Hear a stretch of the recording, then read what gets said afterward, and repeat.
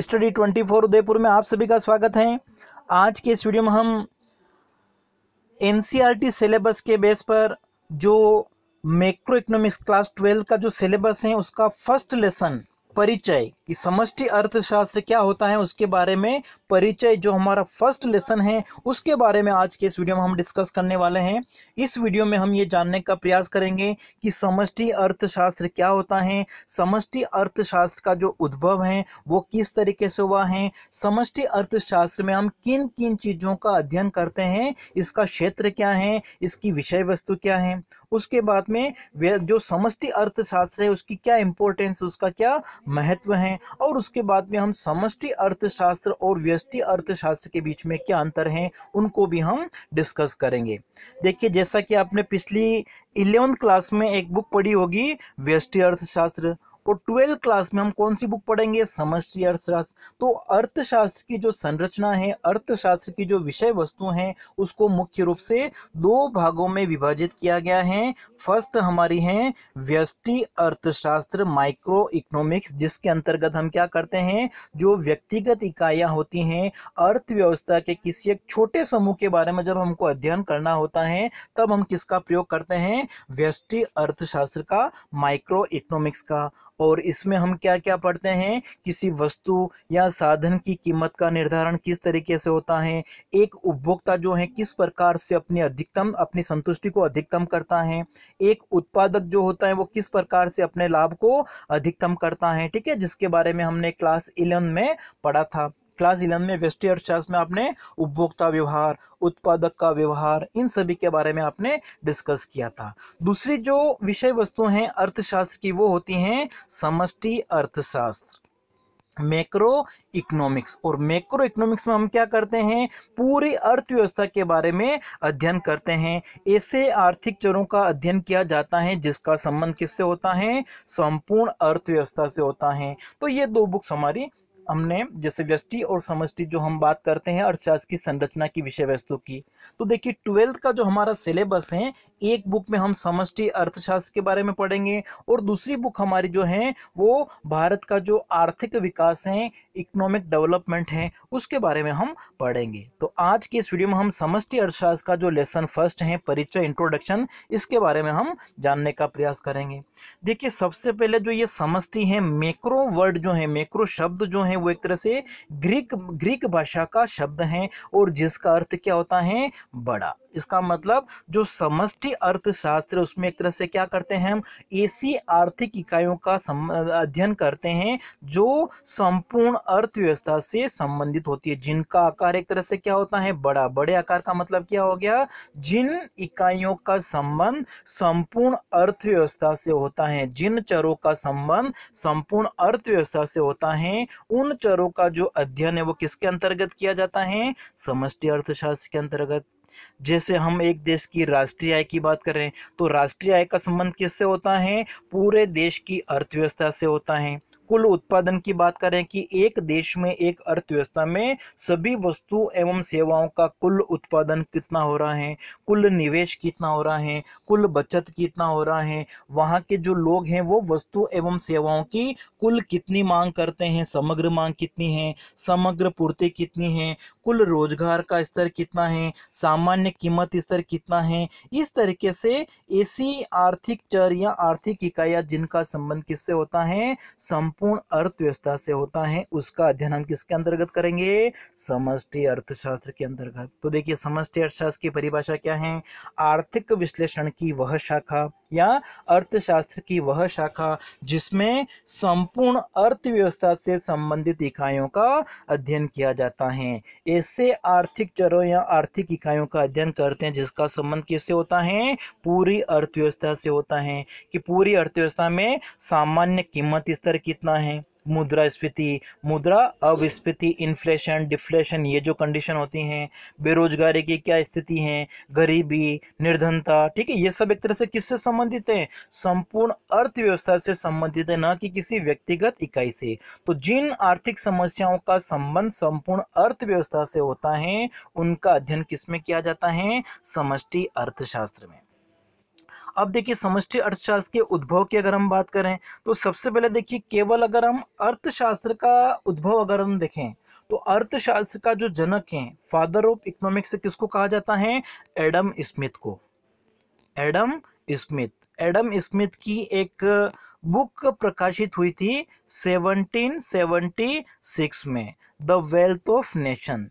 तो the wealth of nation जो book 1776 में प्रकाशित हुई थी एडम स्मिथ की, तब से अर्थशास्त्र का जन्म माना जाता है। इसलिए अर्थशास्त्र का, आधुनिक अर्थशास्त्र का जो जन्मदाता है वो किसको कहा जाता है?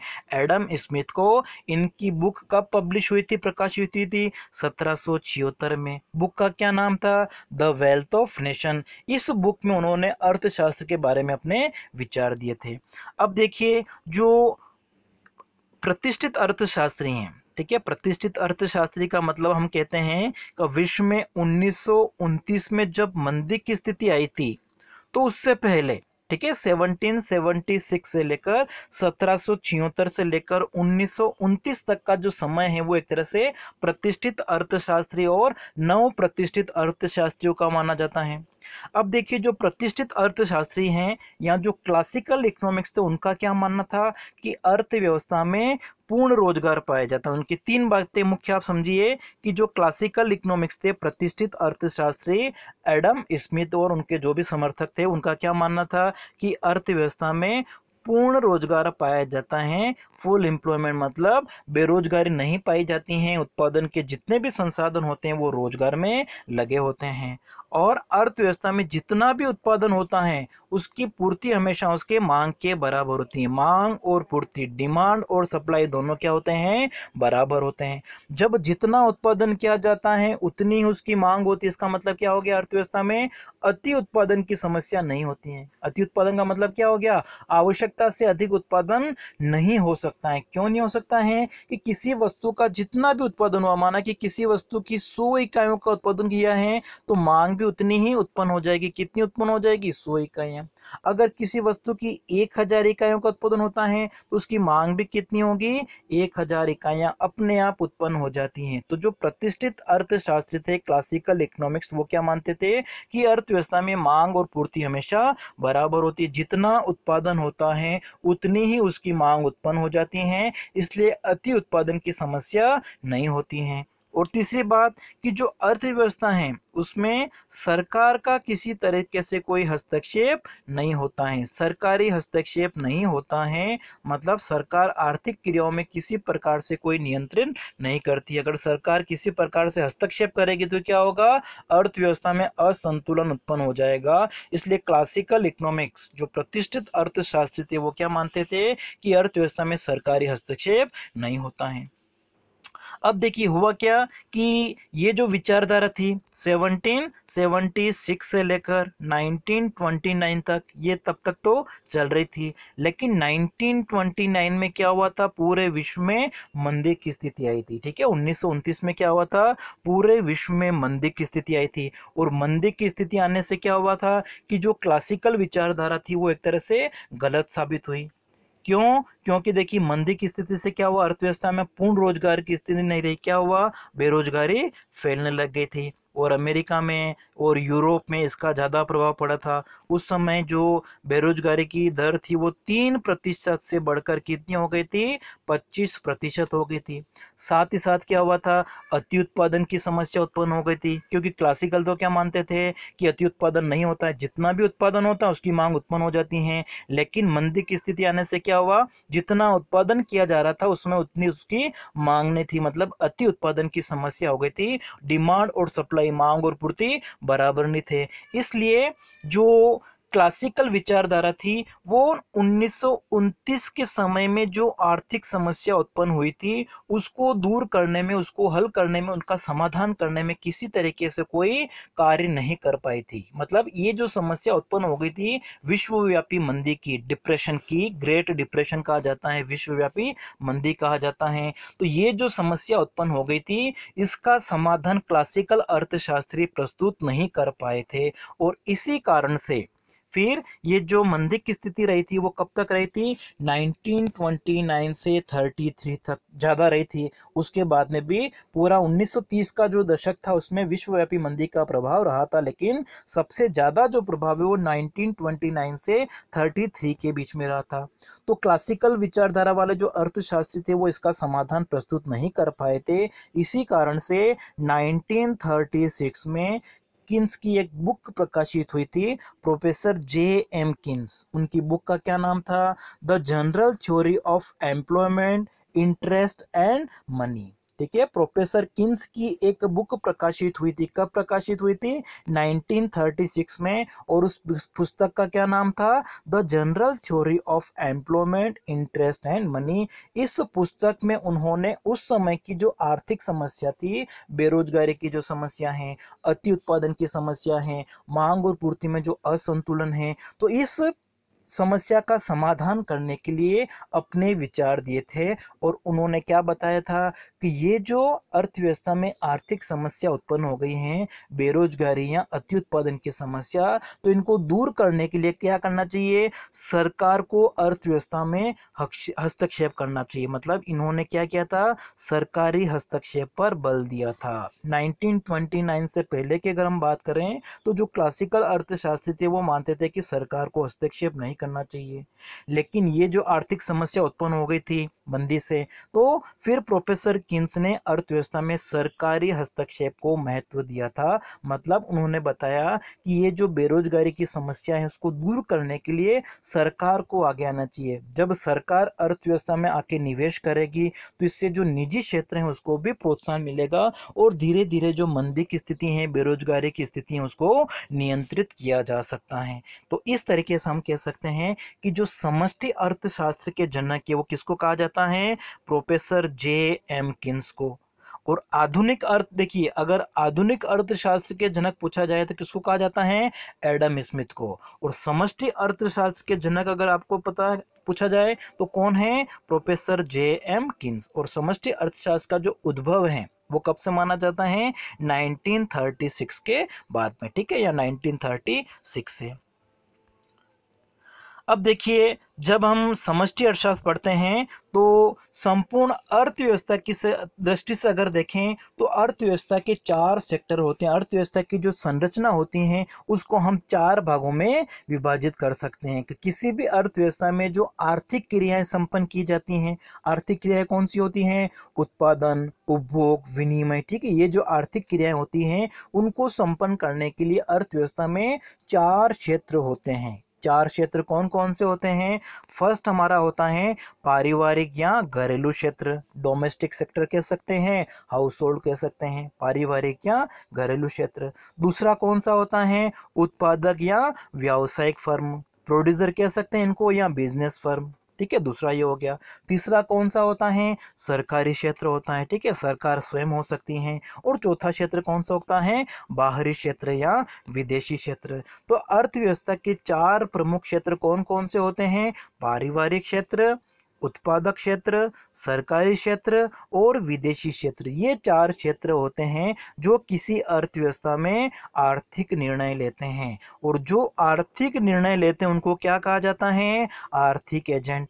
ठीक है, आर्थिक निर्णय लेने का मतलब क्या हो गया, तो जैसे घरेलू क्षेत्र एक उपभोक्ता है, वो क्या आर्थिक निर्णय लेना है कि उससे किन वस्तुओं का प्रयोग करना है, कितनी मात्रा में उसको प्रयोग करना है, ताकि अपनी संतुष्टि एक तरह से अधिकतम हो जाए। इसी तरीके से उत्पादक क्या आर्थिक निर्णय लेता है कि इसे किन वस्तुओं का उत्पादन कितनी मात्रा में करना है ताकि उसका जो लाभ है अधिकतम हो जाए। उत्पादक क्या करता है, अपने लाभ को अधिकतम करने के लिए प्रयास करता है। इसी तरीके से सरकार जो होती है वो क्या निर्णय लेती है कि उसे अर्थव्यवस्था में किस प्रकार से कार्य करना है ताकि अर्थव्यवस्था में स्थिरता एक तरह से बनी रहे, आर्थिक स्थिरता बनी रहे और अर्थव्यवस्था का जो विकास है वो तेजी से बनता रहे। तो इस तरीके से ये सब क्या कहलाते हैं, आर्थिक एजेंट। कौन होते हैं आर्थिक एजेंट, उपभोक्ता हो सकता है, उत्पादक हो सकता है, सरकार हो सकती है, जो क्या करते हैं, आर्थिक निर्णय लेते हैं, इकोनॉमिक डिसीजन लेते हैं। अब देखिए अर्थव्यवस्था के 4 प्रमुख क्षेत्र हो गए हैं। ठीक है। पारिवारिक क्षेत्र या घरेलू क्षेत्र कौन सा होता है? जो उपभोक्ता होते हैं, और उपभोक्ता क्या होते हैं? उत्पादन के साधनों के मालिक होते हैं। ये क्या करते हैं? जो उत्पादक क्षेत्र होता है उससे अपनी साधन सेवाएं देते हैं। घरेलू क्षेत्र के पास में क्या हो सकता है? भूमि हो सकती है या फिर पूंजी हो सकती है। भूमि और पूंजी नहीं है तो वो क्या कर सकते हैं? दूसरी जगह अपनी सेवाएं दे सकते हैं, श्रम का कार्य कर सकते हैं, या फिर जो एंटरप्रेन्योर उद्यमी होता है, साहसी होता है, उसका कार्य कर सकते हैं। तो पारिवारिक या घरेलू क्षेत्र क्या करता है? वस्तु एवं सेवाओं का उपभोग करता है और उत्पादन के साधनों का ये मालिक होता है। अपने जो उत्पादन के साधन इनके पास में होते हैं ये उत्पादकों को बेचते हैं। दूसरा, उत्पादक। उत्पादक कौन होता है? जो अर्थव्यवस्था में पारिवारिक क्षेत्र से उत्पादन के साधनों को क्रय करके वस्तु एवं सेवाओं का उत्पादन करता है। तो वस्तु एवं सेवाओं का उत्पादन करने का जो कार्य वो किसके द्वारा किया जाता है? व्यावसायिक फर्मों के द्वारा। और उत्पादन करने का उद्देश्य क्या होता है? लाभ कमाना।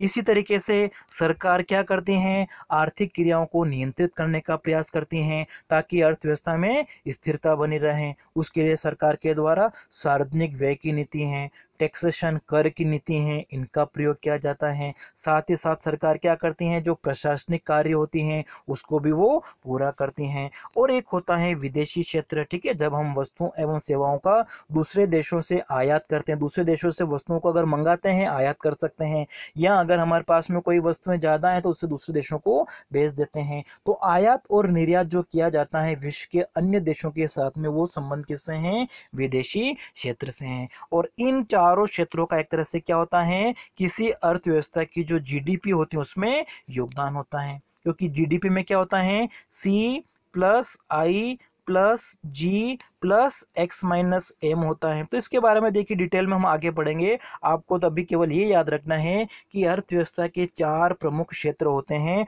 जो आर्थिक क्रियाओं को संपन्न करते हैं, जो आर्थिक निर्णय लेते हैं। वो पारिवारिक क्षेत्र हो सकता है, उत्पादक क्षेत्र हो सकता है, सरकारी क्षेत्र हो सकता है, अथवा विदेशी क्षेत्र हो सकता है। अब देखिए नेक्स्ट हमारा है समष्टि अर्थशास्त्र का क्षेत्र, या समष्टि अर्थशास्त्र की जो विषय वस्तु हैं, सब्जेक्ट मैटर या स्कोप हम कह सकते हैं। तो देखिए समष्टि अर्थशास्त्र का जो क्षेत्र है, विषय वस्तु हैं, उसको हम 2 भागों में विभाजित कर सकते हैं।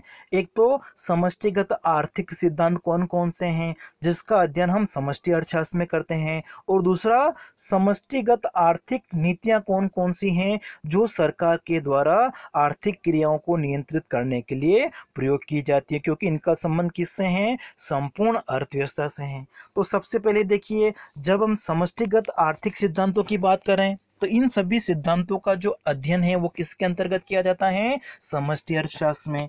जैसे आर्थिक वृद्धि एवं आर्थिक विकास की बात करें तो इसका संबंध किससे होता है? संपूर्ण देश की अर्थव्यवस्था से होता है। राष्ट्रीय आय का जो निर्धारण है, राष्ट्रीय आय के जो सिद्धांत है उसका अध्ययन भी किससे संबंधित है? समष्टिगत अर्थशास्त्र के। क्योंकि देखिए राष्ट्रीय आय क्या होती है? एक देश की आय होती है, पूरे देश की, एक वर्ष में जितना भी उत्पादन होता है। जैसे अगर हम कहें कि भारत की जीडीपी, अमेरिका की जीडीपी, तो इस आधार पर हम 2 देशों की तुलना कर सकते हैं कि वो आर्थिक वृद्धि और विकास कर रहा है या नहीं कर रहा है। तो आय का जो निर्धारण है, साथ ही साथ जो मुद्रा के सिद्धांत है, अर्थव्यवस्था में मुद्रा की पूर्ति कौन करता है? उस देश का जो केंद्रीय बैंक होता है, जैसे भारत में रिजर्व बैंक के, या जो मौद्रिक प्राधिकरण होता है। तो मुद्रा की पूर्ति को बढ़ाने से उसका क्या प्रभाव पड़ेगा? नई करेंसी जो छापी जाती हैं, जैसे भारत में नए नोट छापने का जो कार्य है, ये सभी बातें जो होती हैं उनका संबंध किससे होता है? मुद्रा सिद्धांत से होता है। इसी तरीके से सामान्य कीमत स्तर, समस्त वस्तुओं एवं सेवाओं की औसत कीमत जो होती हैं, ठीक है, जिससे अर्थव्यवस्था में मुद्रास्फीति, मुद्रा अभिस्फीति आती है। तो सामान्य कीमत स्तर के बारे में जो अध्ययन हम करते हैं उसका संबंध भी समष्टि अर्थशास्त्र से होता है। इसी तरीके से एक अर्थव्यवस्था में रोजगार का जो निर्धारण है, या अंतरराष्ट्रीय व्यापार के बारे में पढ़ें, जिसमें हम एक देश का दूसरे देश के साथ में जो भी आयात होता है, निर्यात होता है, तो अंतरराष्ट्रीय व्यापार का अध्ययन हो गया, या फिर भुगतान शेष हो गया, बैलेंस ऑफ पेमेंट हो गया।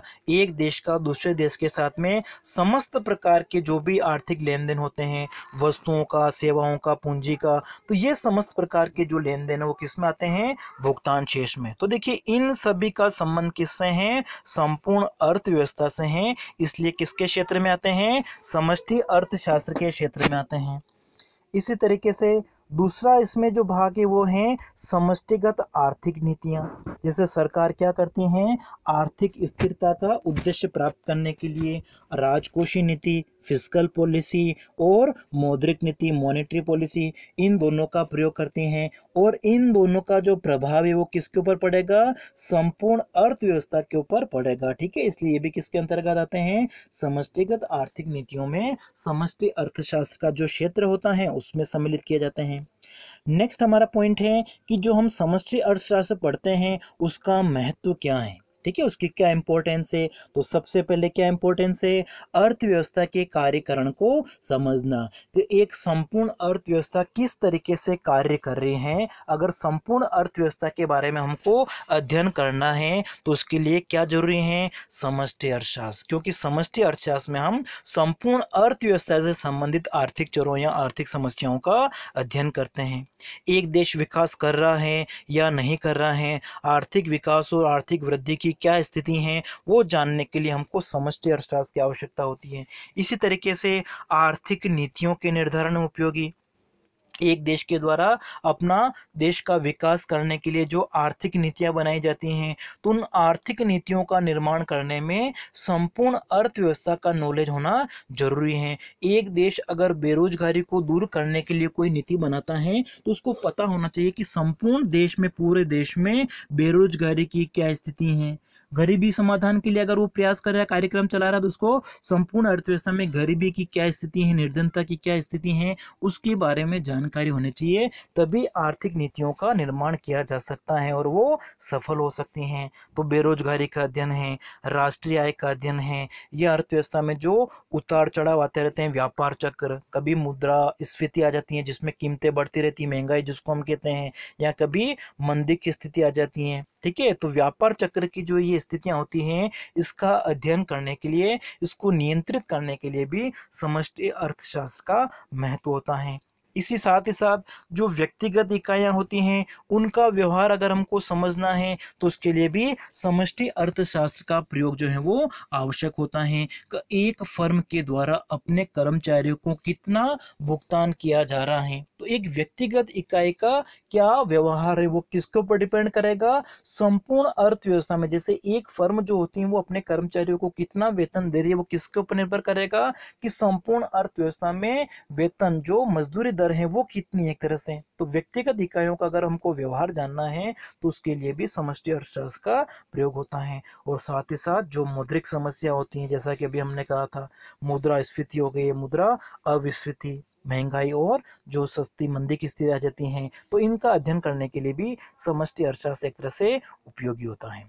अब हमारा टॉपिक है कि व्यष्टि अर्थशास्त्र और समष्टि अर्थशास्त्र में क्या अंतर है। तो देखिए, जैसा कि आपने क्लास 11th में व्यष्टि अर्थशास्त्र के बारे में पढ़ा था कि व्यष्टि अर्थशास्त्र क्या होता है, जिसमें हम व्यक्तिगत इकाइयों का अध्ययन करते हैं। तो सबसे पहले इसकी परिभाषा और क्षेत्र की बात करें तो व्यष्टि अर्थशास्त्र में क्या होता है? व्यक्तिगत इकाइयों का अध्ययन किया जाता है। ऐसी इकाइयों का अध्ययन किया जाता है जो संपूर्ण अर्थव्यवस्था से संबंधित नहीं होती हैं। संपूर्ण अर्थव्यवस्था के एक छोटे भाग का जो अध्ययन है वो हम किसमें करते हैं? व्यष्टि अर्थशास्त्र में। जैसे किसी एक व्यक्ति के बारे में हो गया, एक फर्म के बारे में हो गया, एक परिवार के बारे में हो गया, एक उद्योग के बारे में, तो इनकी आर्थिक समस्याओं का अध्ययन किसमें किया जाएगा? व्यष्टि अर्थशास्त्र में। अब देखिए, व्यष्टि अर्थशास्त्र में हम समूह का अध्ययन भी करते हैं, लेकिन उस समूह का संबंध संपूर्ण अर्थव्यवस्था से नहीं होना चाहिए। अर्थव्यवस्था के किसी एक छोटे भाग से संबंधित अगर कोई समूह है, ग्रुप है, तो उसका अध्ययन भी व्यष्टि अर्थशास्त्र में किया जाता है। समष्टि अर्थशास्त्र की अगर हम बात करें तो समष्टि अर्थशास्त्र में संपूर्ण अर्थव्यवस्था से संबंधित आर्थिक इकाइयों का, आर्थिक समस्याओं का, आर्थिक चरों का अध्ययन किया जाता है। जैसे एक अर्थव्यवस्था में कुल उपभोग कितना है, कुल उत्पादन कितना है, कुल राष्ट्रीय आय कितनी है, तो इन सभी का संबंध किससे है? समष्टि अर्थशास्त्र से है। इसी तरीके से अगर हम मान्यता की बात करें तो जब हम व्यष्टि अर्थशास्त्र का अध्ययन करते हैं तो व्यष्टि अर्थशास्त्र के अध्ययन में क्या माना जाता है कि जो समष्टिगत चर हैं वो एक तरह से क्या होते हैं, स्थिर होते हैं। इसी तरीके से जब हम समष्टि अर्थशास्त्र का अध्ययन करते हैं तो उसमें माना जाता है कि जो व्यष्टिगत चर होते हैं वो एक तरह से क्या होते हैं, स्थिर होते हैं। मतलब व्यष्टिगत चरों में, व्यक्तिगत चरों में थोड़ा बहुत अगर परिवर्तन हो जाएगा तो उसके समष्टि के ऊपर प्रभाव नहीं पड़ता है। ठीक है, ये हम मान्यता ले लेते हैं। इसी तरीके से उद्देश्य की अगर हम बात करें तो व्यष्टि अर्थशास्त्र का उद्देश्य क्या होता है, मुख्य रूप से उत्पादन के जो संसाधन है उनका एक तरह से बंटवारा किस तरीके से हो, उत्पादन के संसाधनों का वितरण किस तरीके से हो। ठीक है, एलोकेशन जो हम कहते हैं कि जैसे वस्तुओं का जो उत्पादन किया जाता है, मुख्य रूप से दो प्रकार की वस्तुएं होती हैं, एक तो उपभोग वस्तुएं होती हैं और दूसरी होती हैं पूंजीगत वस्तुएं।